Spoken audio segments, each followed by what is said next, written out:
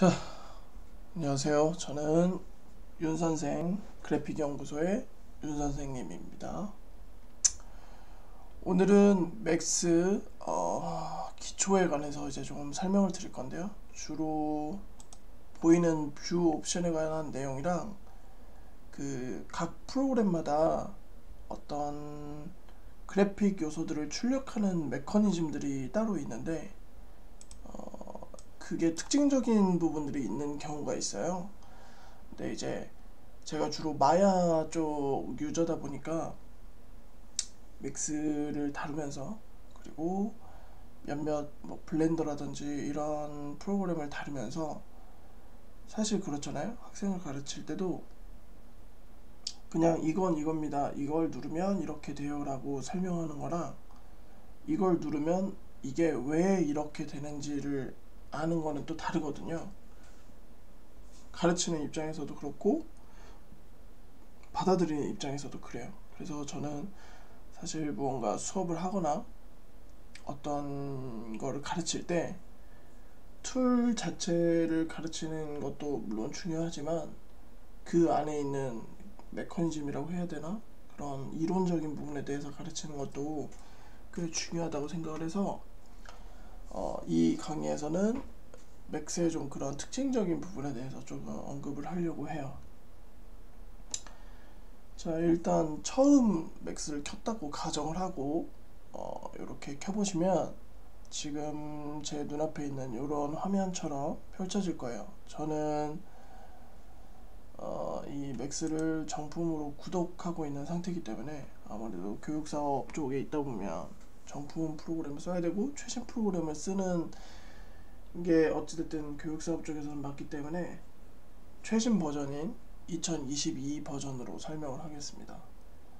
사실 개념적인 부분은 뭐 그 이전 버전도 다 동일하기 때문에 세부적인 툴의 위치라든지 특정 단축키가 좀 다른 경우는 있겠지만 버전마다 그래도 핵심적인 어떤 개념은 동일해서 다른 버전을 쓰시는 분들도 이해하는 데 있어서는 크게 어려움은 없을 겁니다.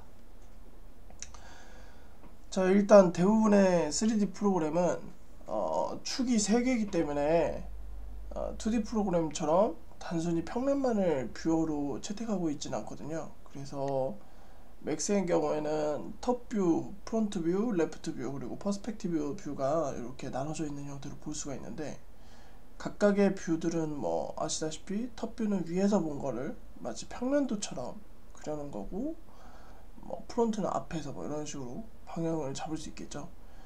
그러면 퍼스펙티브는 뭐냐? 우리가 원근법이라고 들어보셨을 거예요.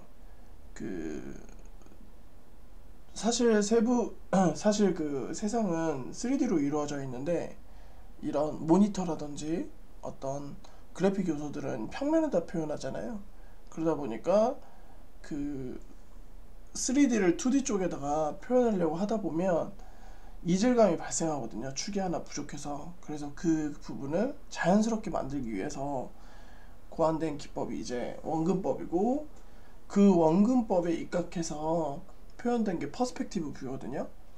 그 원근법을 조금 더 자세히 알고 싶으신 분은 제 영상 중에 원근법에 관한 설명도 드로잉 쪽에 있으니까 그것을 그냥 디지털로 전환해서 3D로 뷰를 보여준다라고 생각을 하시면 돼요.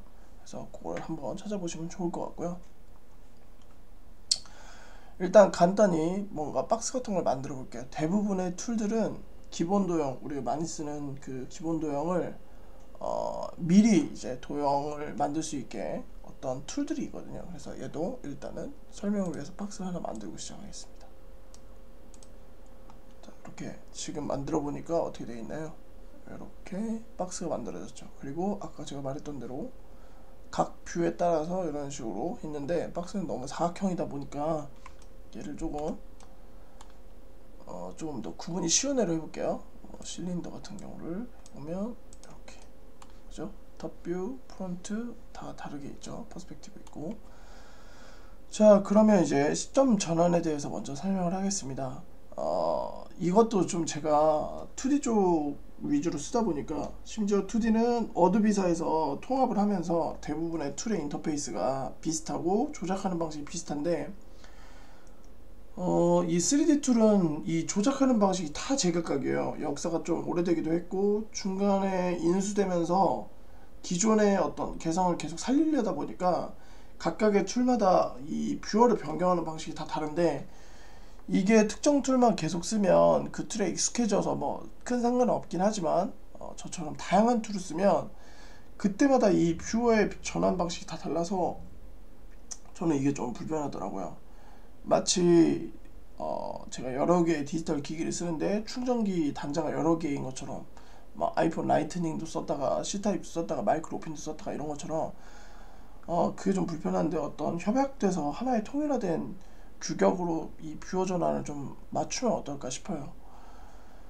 이거는 뭐 넋두리였고, 자 보시면 일단 이 휠을 당겨서 스크롤해서 확대 축소하는 거는 요거는 대부분의 툴이 비슷해요. 이것도 근데 다른 툴이 있어요. 지브러시 같은 거는 조금 다르긴 한데, 자 이렇게 요거 확대 축소 가장 쉬운 거죠. 자 요거고, 그 다음에 그 편집하는 어떤 이 대부분의 편집은 좌클릭으로 이루어져요. 이렇게 좌클릭, 이렇게 지금 마우스에 좌클릭을 쓰고 있습니다. 그리고 이렇게 핸드 툴 이거 잡고 끄는 거 있죠. 포토샵의 핸드 툴, 이거는 중간에 휠을 클릭해서 드래그 하면 돼요. 휠을 드래그 하는 겁니다. 뭐 좌클릭이나 우클릭 드래그가 아니에요. 자 그리고 패딩이라고 하죠. 이거를 이렇게 카메라 회전은 Alt를 누른 채 휠을 이렇게 드래그 하시면 됩니다. 클릭 드래그, Alt를 누른 채 하셔야 돼요. 그래서 보면 툴마다 조금 뭐 각각의 의도가 있는데 맥스는 대부분이 요 중간 휠을 가지고 전환을 한다 라고 생각을 하시면 되고, Alt키로 보조를 할 수 있다는 거. 자 이렇게 있고, 그 다음에 여기 보이는 창이 지금 여러 개가 있는데 사실 이 부분의 창은 이렇게 쓸 때도 있지만 대부분은 퍼스펙티브 위주로 사용을 하거든요. 그래서 얘를 크게 전환하고 싶다 하시면 Alt W를 통해서 특정 요 창을 이렇게 크게 확대할 수가 있어요. Alt W입니다. 자 그리고 이것과 비슷한 게 하나 있는데 Alt X를 누르면 이렇게 매테리얼이 사라지고 엑스레이 모드라고 하죠. 뒷면이 보이는 형태로 이렇게 전환할 수가 있고요. 그 다음에 키보드에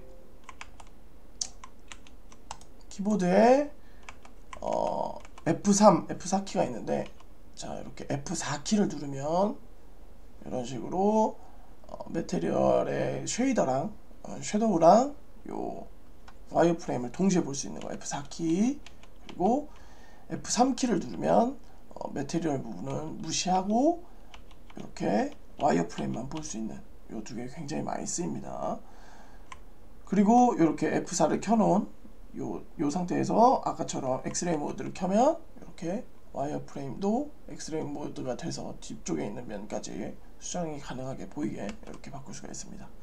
자 그리고 이 창은 지금 4개의 창으로 이렇게 배치가 되어 있는데 이 레이아웃을 변경할 수도 있어요. 그래서 뷰에 가셔서 여기 뷰포트 컨피그레이션 여기 눌러보시면 레이아웃에 이런 식으로 창이 여러 개가 있죠. 그래서 이거를 뭐 원하는 스타일로 이런 식으로 한번 바꿔볼까요? 이렇게 바꿀 수 있습니다. 그리고 지금 3개로 바뀌었어요. 이쪽이 큰 거 하나 있는데 이 창은 또 여기 보시면 레프트라고 지금 레프트 뷰를 보이게 돼 있죠. 이 부분을 다른 걸로 바꿀 수가 있어요. 이렇게 여기 있죠.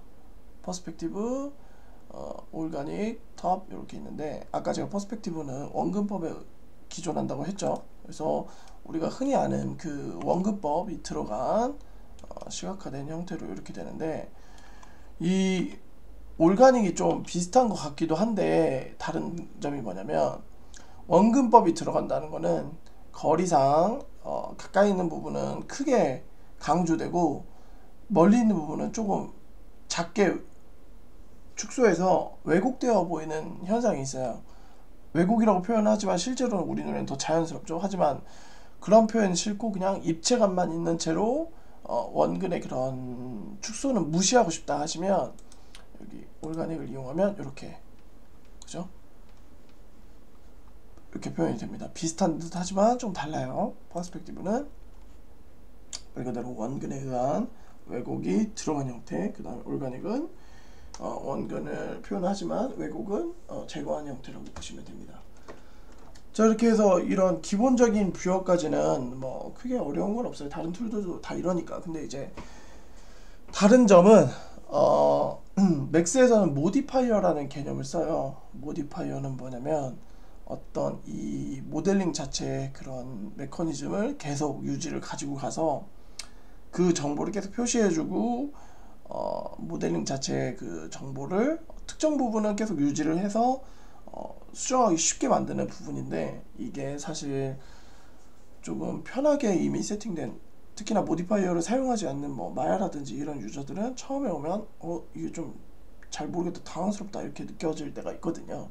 자, 그래서 모디파이어의 장점 중에 하나는 비파괴적 모델링이라고 해서, 예를 들어 제가 조금 2D 쪽 위주의 어떤 그래픽을 많이 다뤄봤기 때문에 일러스트레이터로 설명을 하자면, 텍스트 모드를 이용해서 텍스트를 치거나 혹은 도형을 처음 만들 때 도형을 만들면 거기 나오는 뭐 패러미터들이 있잖아요. 뭐 다각형 툴을 이용해서 삼각형, 사각형, 오각형 이런 식으로 각형을 만들 때 그 수치를 조절하는 것만으로 그 도형을 변화시킬 수 있잖아요. 정도형 형태라든지, 반대로 텍스트 툴도 그 어떤 수치들을 이용해서 색감이나 텍스트의 사이즈, 폰트의 어떤 스타일을 바꿀 수가 있잖아요. 그것처럼 기본적으로 모디파이어는 그런 정보를 가지고 있는 형태인 거예요. 그러니까 단순히 버텍스, 엣지, 뭐 페이스가 있는 3D 툴을 기억하는 것 뿐만 아니라, 처음에 내가 박스라는 도형을 만들었다면 이 박스가 가지고 있는 어떤 특징들을 기억하고 있는 거죠. 일단은 아직까지는 단순히 버텍스와 엣지 이런 것들만 기억하는 게 아니라, 그래서 여기 있는 뭐 이런 수치들을 이용해서 이 도형이 아직 파괴되지 않은 비파괴적인 형태일 때는 도형 자체의 속성만으로 모델링을 수정해서 조금 더 빠르게 편집이 들어갈 수 있게끔 만드는 거예요. 그 비슷한 것 중에 하나가 어떤 게 있냐면, 지브러쉬에서 처음에 어떤 기본 도형들을 만들면 에디트 모드를 켜줘야만 걔가 이제 3D로 에디트 스컬핑을 할 수가 있거든요. 그것과 비슷한 개념인 거죠. 얘도 처음에는 단순 도형화가 돼 있어서, 만약에 마야 유저라면 처음부터 여기서 바로 버텍스나 이런 것들을 만져서 조절해서 그 모델링을 수정하시려고 하다 보면 이게 잘 안 될 거예요. 왜 그러냐면 얘는 아직 기본 도형의 속성을 가지고 있기 때문에, 우리가 흔히 말하는 그 3D 모델링의 그런 형태로 편집을 하려면 어떤 이 기본 도형 속성 자체를 파괴하고 그런 식으로 에디팅이 가능한 모드로 전환을 해줘야 되거든요. 마치 일러스트레이터에서 텍스트 모드를 충분히 편집한 다음에는 크리에이터 아웃라인이나 익스펜드를 통해서 어떤 그 자체의 속성을 변경해 버리잖아요. 앵커와 엣지가 있는 형태로. 그것처럼 동일하게 인식을 하시고 기본적으로 이 도형을 수정을 다 어느 정도 하셨다, 도형 상태에서 속성을 잃지 않은 채로 하셨다 하시면, 얘를 우클릭 하셔서 여기 보시면 컨버트 있죠, 전환하는 거 해서 컨버트 투 에디트 폴리를, 에디터블 폴리를 켜주셔야, 지금 보시면 모디파이어 이쪽이 모디파이어라고 하거든요. 이쪽이 변하면서, 아까는 그냥 뭐 박스 실린더 있고 이렇게 있고 별다른 메뉴가 없었잖아요. 뭐 랭스라든가 이런 걸 수정할 수 있고, 하지만 지금 변형됐죠. 그래서 이제부터야 우리가 흔히 아는 그 모델링 익숙하게 해왔던 그런 어떤 엣지, 버텍스 이런 것들을 이용해서 수정하는 형태로 이렇게 전환이 되는 거거든요. 그래서 요게 어떤 맥스의 기본적인 메커니즘의 어떤 중요한 핵심 중에 하나예요. 모디파이어를 이용한 비파괴적 어떤 그 모델링이 가능하다. 자, 그러면 이제 이 단계로 에디터블 메쉬로 돌아오면 어떻게 되느냐, 이 안에 아까 여기에 속성을 표현했던 이 부분에 여기 에디터블 폴리로 바뀌었죠. 여기가 박스에서 여기 보시면 그 안에 속해 있는 애들을 이렇게 편집할 수가 있게 돼요. 버텍스 돼 있고 뭐 엣지도 있고. 자, 그리고 이 부분은 마우스로도 할 수 있지만 요 밑에 여기 보시면 셀렉션 옵션 있죠. 이게 단축키 1, 2, 3, 4 쪽에 배당이 돼 있거든요. 이렇게.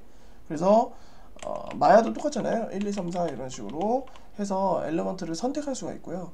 그래서 그 아이들을 조절하는 것도 대부분의 3D 툴이 동일한 형태로 QWER을 이용해서 이런 식으로 무브라든지 뭐 스케일 뭐 이렇게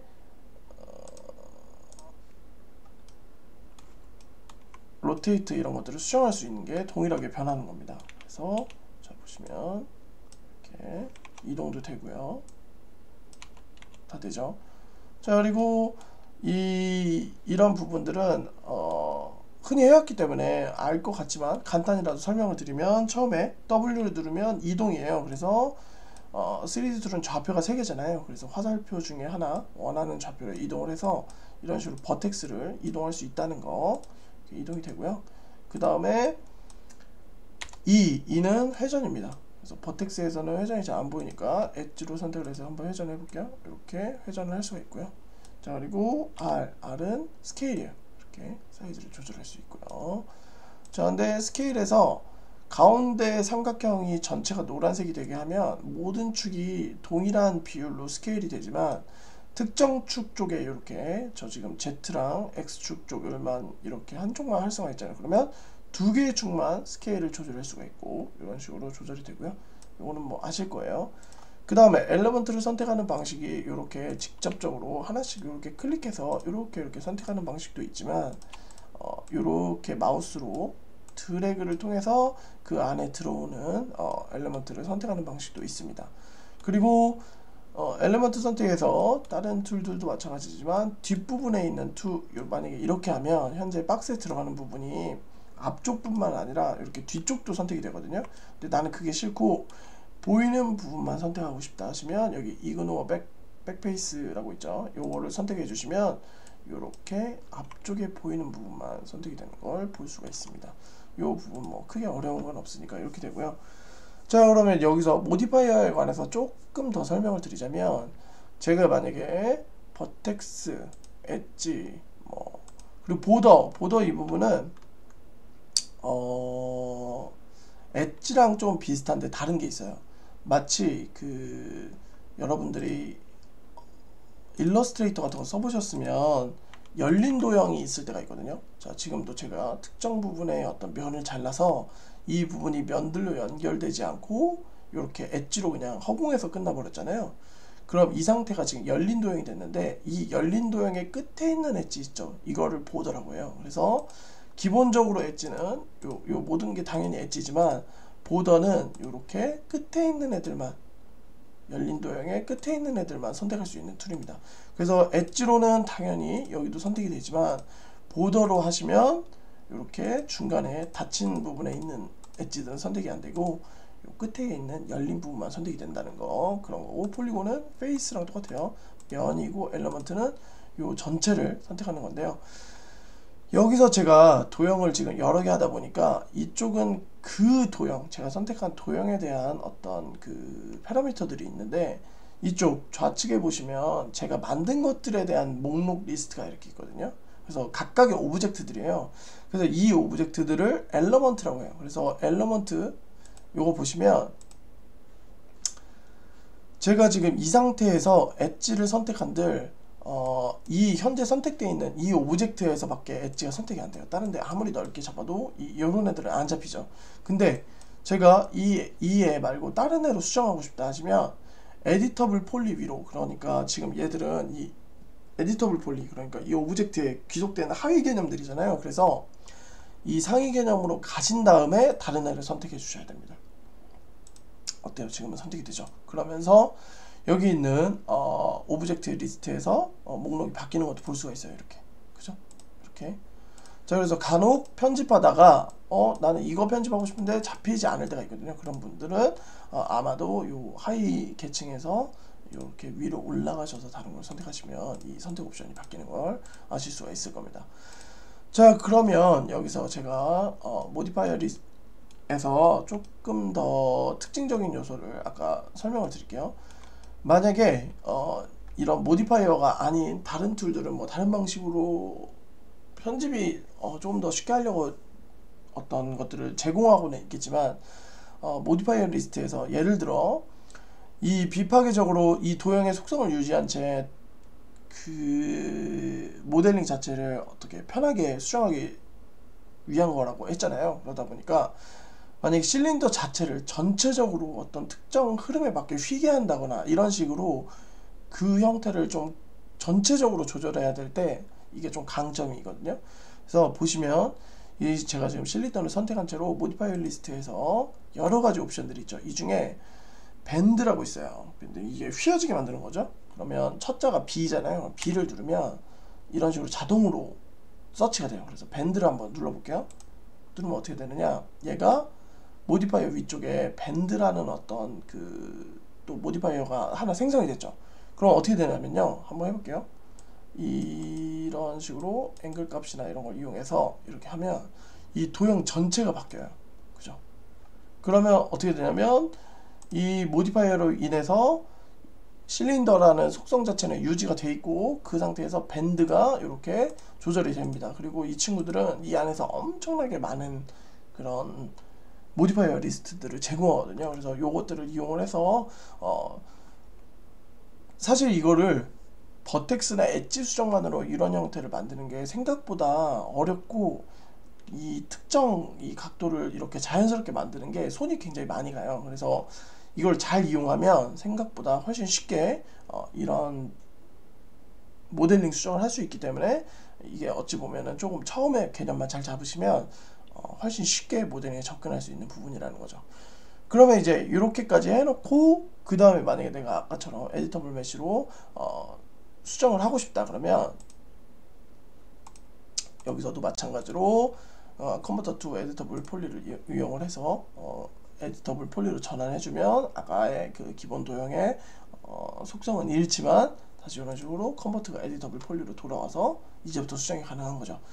이거는 제가 일전에도 설명했듯이 일러스트레이터에 특정 그 속성을 유지한 도형 혹은 텍스트 모드에서 충분히 편집을 한 다음에 최종적으로 일러스트레이터의 그 앵커나 엣지를 이용해서 수정을 하려면 어찌됐든 익스펜드라는 컨버터 과정을 거쳐야 되거든요. 그래서 그것과 비슷한 개념이라고 생각을 하시면 돼요. 그래서 2D 쪽에는 그렇게 하지만 이미 그 개념이 익숙하신 분들은 그것에 대입해서 생각하면 크게 무리는 없다 해서 이렇게 기초적으로 맥스의 핵심 개념이라고 해야 될까요? 모디파이어에 대한 개념을 이렇게 설명을 드리고자 이렇게 처음 강의를 열었습니다. 그래서 맥스 모델링을 하심에 있어서 처음에 이 부분을 알고 접근하시는 거랑 이해를 못하고 그냥 접근하는 거는 아마 처음에는 그냥 단순히 툴만 익힐 때는 큰 차이는 없겠지만 지속적으로 무언가 계속 내공이 쌓이다 보면